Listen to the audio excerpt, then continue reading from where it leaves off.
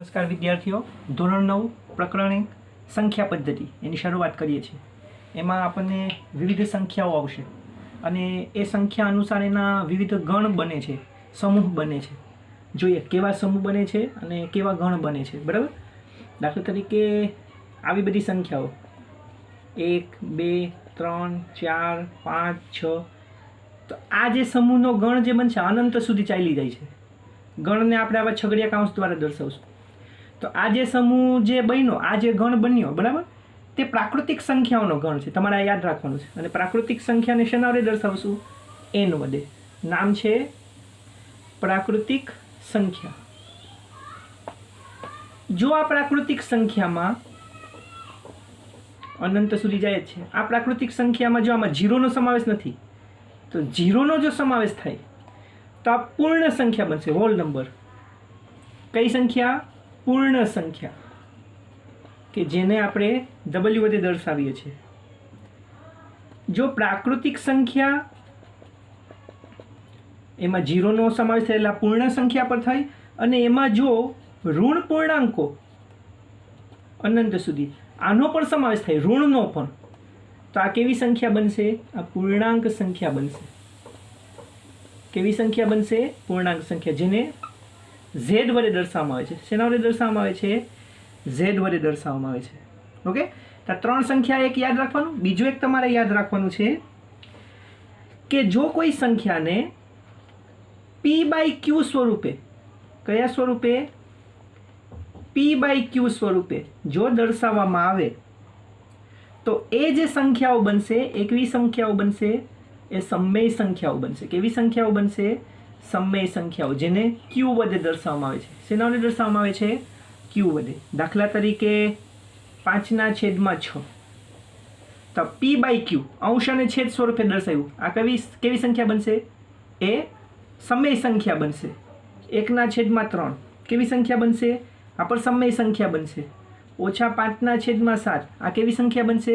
સમમેય સંખ્યા બનશે. 0 તો આ પણ સમમેય સંખ્યા બનશે, કેમ કે આના છેદમાં 1 આપણે લખી શકીએ. બરાબર. 0/2, 0/10 આવું બધું આપણે લખી શકીએ. દાખલા તરીકે 17, તો સમમેય છે કે નહીં? p/q સ્વરૂપે આને દર્શાવી શકાય? તો કે હા, જરૂર, કેમ કે દરેક સંખ્યાના છેદમાં 1 તો હોય. એટલે 17/1 થઈ ગયું. હતો 17, પણ 17/1. દાખલા કે 25 હોય તો આના છેદમાં 1 છે જ. બરાબર. -7 હોય તો આના છેદમાં પણ 1 છે. તો આ બધી સંખ્યાઓ કેવી કહેવાશે?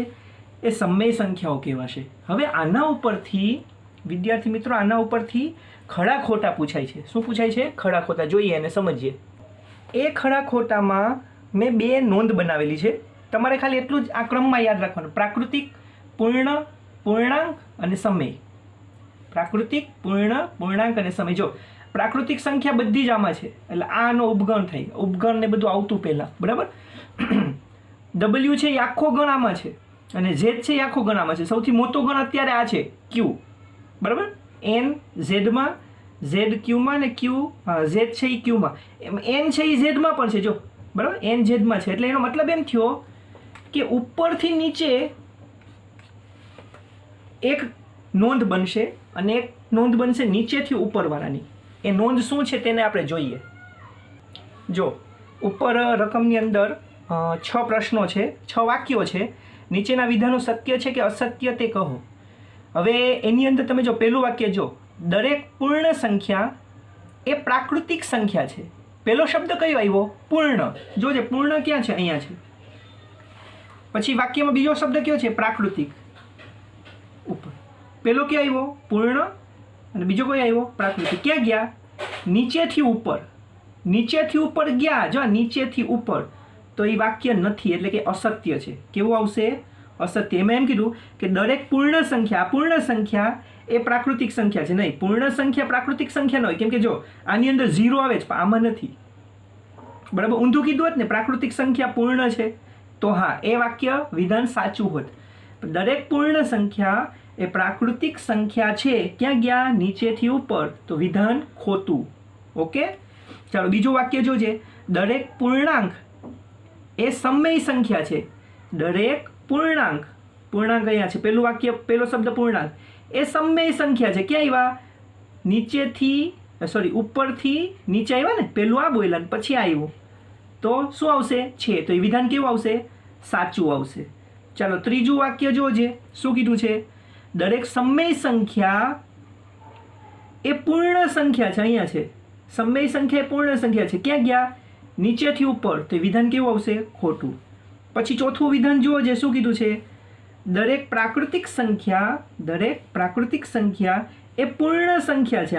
આમ કીધું તો વિધાન કેવું આવશે? નીચેથી ઉપર ગયા એટલે વિધાન સાચું. બરાબર છે કીધું એટલે સાચું. અથવા આપણે આમ પકડી શકીએ કે આમ વિધાન સાચું ને વિધાન ખોટું. જો ઉપરથી નીચે આવે તો વિધાન સાચું, નીચેથી ઉપર જાય તો વિધાન કેવું આવશે?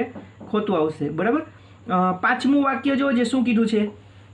દરેક પૂર્ણાંક એ પૂર્ણ સંખ્યા છે. નીચેથી ઉપર ગયા વિધાન ખોટું. દરેક સમય સંખ્યા જો અહીંયા છે સમય સંખ્યા એ પૂર્ણ સંખ્યા છે. ક્યાં ગયા? નીચેથી ઉપર વિધાન ખોટું. તો આવી રીતના આવા 6 વાક્યો છે. તમને સમય પ્રાકૃતિક પૂર્ણાંક અને સમય એમ તમારે ક્રમમાં એક યાદ રાખવું પડે.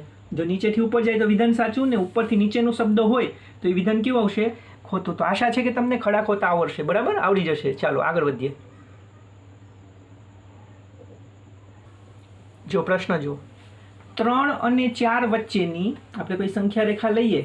3 અને 4 બરાબર. આપણી સંખ્યા રેખા હોય ને 2, 1 આવી સંખ્યા રેખા આપણને ખ્યાલ છે. તો 3 અને 4 વચ્ચેની 6 સમય સંખ્યા ગોતવાની. આની વચ્ચે કોઈ પણ 2 સંખ્યા હોય ને એની વચ્ચે અનંત સંખ્યાઓ હોય. આપણે મેળવવી હોય એટલી મેળવી શકીએ. આમાં 6 જ કીધી છે. આમાં 6 સંખ્યાઓ આપણે ગોતવાની છે. તો આની એક રીત છે, ઇઝી છે. કેટલી સંખ્યા ગોતવાની કીધી? 6. એમાં 1 ઉમેરી દેવાનું. જેટલી કીધી હોય એમાં 1 ઉમેરવાનું. કેટલા થશે? 7. આ 7 વડે આને અંશ અને છેદમાં ગુણી નાખો. તો કોણ છે આ? 3. એ ખાલી 3 નથી, છેદમાં કોણ છે? 1. આને 7 વડે ગુણો, આને પણ 7 વડે ગુણો. તો 3 × 7 = 21 ને નીચે 7 × 1 = 7. ચાલો 4. એ ખાલી 4 નથી ને p/q સ્વરૂપે લખાવાનું કેમ કે સમય છે ને, એટલે આ પણ સમય છે ને આ રીતના દર્શાવી શકાય. ચાલો 7 વડે ગુણ નાખો. ચાલો 7 × 4 = 28 અને નીચે 7 × 1 = 7. ખ્યાલ આવ્યો? કેમ 7 વડે ગુણ્યું? 6 સંખ્યા ગોતવાની જ, 1 ઉમેરો એટલે 7, એટલે 7 વડે ઉપર નીચે ગુણ નાખવાનું. હવે આવ્યું 21/7 ને 28/7. અંશમાં જો 21 ને 28. 21 પછી કોણ આવે? 22, 23, 24, 25, 26, 27. કેટલી ગોતવાની છે? 6. જા 1, 2, 3, 4, 5, 6. 21 અને 28 ની વચ્ચે કોણ આવશે? 22, 23, 24, 25, 26, 27. છેદમાં કોણ છે? 7. આ બધી જ કેવી સંખ્યા છે? 3 અને 4 વચ્ચેની સમય સંખ્યાઓ છે. જો 3 જ કીધી હોય તો 3 જ લખવાનું, 4 કીધી હોય તો 4 લખવાનું, 5 કીધી હોય તો 5 ને 6 કીધી હોય તો 6. ઓકે, ચાલો જોઈએ. જો અપૂર્ણાંક આપ્યા બરાબર, પછી એ p/q સ્વરૂપ જ છે એટલે સમય જ છે. તો આ 2 વચ્ચેની 5 સમય સંખ્યાઓ શોધો. તો 5 કીધી તો શું કરવાનું? 5 + 1 કેટલા થશે? 6. તો 6 વડે ગુણી નાખો. 3/5 છે, આને પણ 6 વડે ગુણો અને છેદને પણ 6 વડે. કેટલા આવશે? 18/30. અહીંયા કેટલા છે? 4/5. ચાલો 6 વડે ગુણી નાખો. એને પણ કેટલા આવશે? 6 × 4 = 24 અને છેદમાં 30. કેટલી ગોતવાની કીધી? 5. 18 પછી 19, 20, 21, 22, 23, છેદમાં 30, છેદમાં 30, છેદમાં 30 અને છેદમાં 30 અને અહીંયા પર છેદમાં 30. બરાબર. 18 અને 24 વચ્ચે 19, 20, 21, 22, 23 દરેકના છેદમાં શું આવી જશે? 30. તો આ કેવી છે? તો કે 3 અને 5 વચ્ચેની 5 સમય સંખ્યાઓ છે. બરાબર. જો 3 કીધી હોય 3 ગોતવાની, 2 કીધી હોય તો 2 ગોતવાનું. ઓકે, તો આ એક વસ્તુ ખાલી યાદ રાખવાની. જેટલી કીધી એમાં 1 ઉમેરી, જે આવે એના વડે અંશ અને છેદને ગુણી અંશ જોઈ લેવાનું અને એની વચ્ચેની સંખ્યાઓ લખી નાખવાની. બરાબર. 24 છે એટલે 23 સુધી જ લખવી એમ નહીં. 5 કીધી એટલે મેં 5 લખી.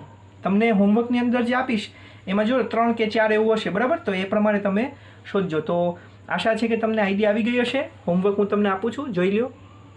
જો આ દાખલો હોમવર્કમાં છે. 1 અને 2 વચ્ચેની 5 સમય સંખ્યાઓ શોધો. 5 અને 7 વચ્ચેની 3 સમય સંખ્યાઓ શોધો. અને 1/3, 2/3 વચ્ચેની 6 સમય સંખ્યાઓ શોધો. ઓકે, તો આવડી જશે એવું મને લાગે છે. ઇઝી છે. બરાબર.